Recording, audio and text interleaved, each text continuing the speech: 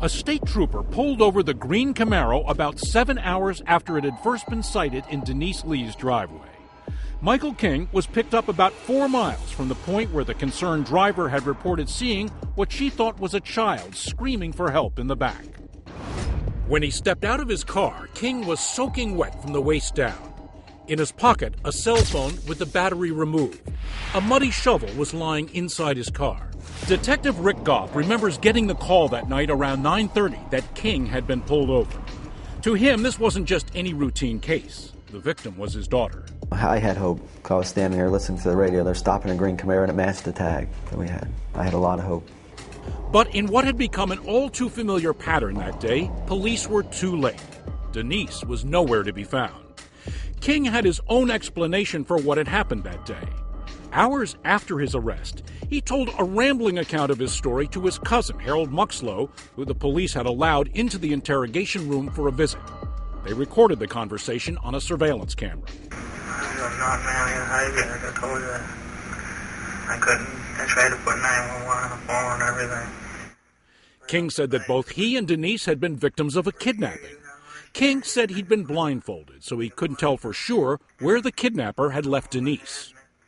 He led them to an area not far from his home as a possible area where the abduction had taken place. But the areas King took police to turned up nothing. The police, unconvinced by King's story, charged him with kidnapping. After all those 911 calls and their suspect finally in cuffs, Denise was still missing. We're hoping she's alive. We're hoping. For 2 days, scores of volunteers joined officers in searching for her. Until finally, a canine unit stumbled upon a shallow grave in a marshy field, just half a mile from where King had been arrested. Denise had been shot in the head.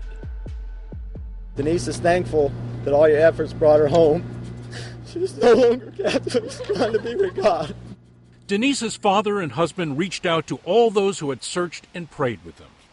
But how much grief can anyone bear, losing Denise like this? I'm going to miss her so much. I don't know how I'm going to go through the rest of my life without her. The horrific end to Denise Amber Lee's young life left a community in shock. The tragedy of it is huge.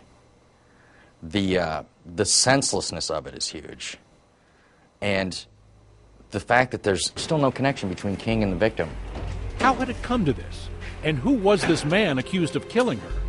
Over the next few days, the police would learn more about Michael King.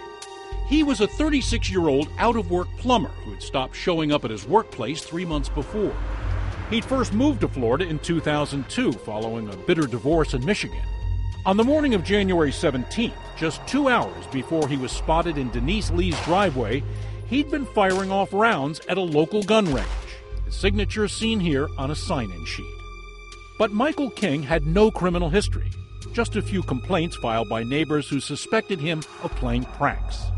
Patty Paul, who owns a beauty salon in Venice, Florida, says King was a regular. She described him as a quiet, unassuming customer, though she did tell the police about one disturbing incident.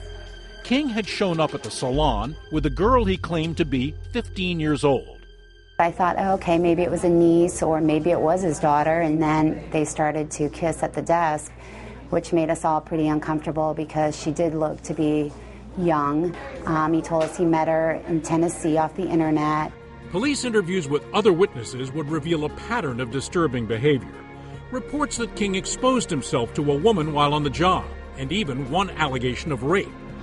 None of these incidents were reported to police at the time. Days after Denise Lee's disappearance, investigators were finally getting a handle on the man they had chased.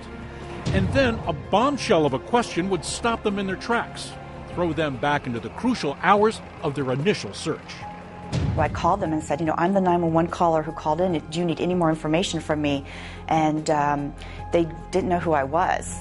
A shocking revelation about one of those 911 calls that could have saved Denise's life, if only it had been responded to.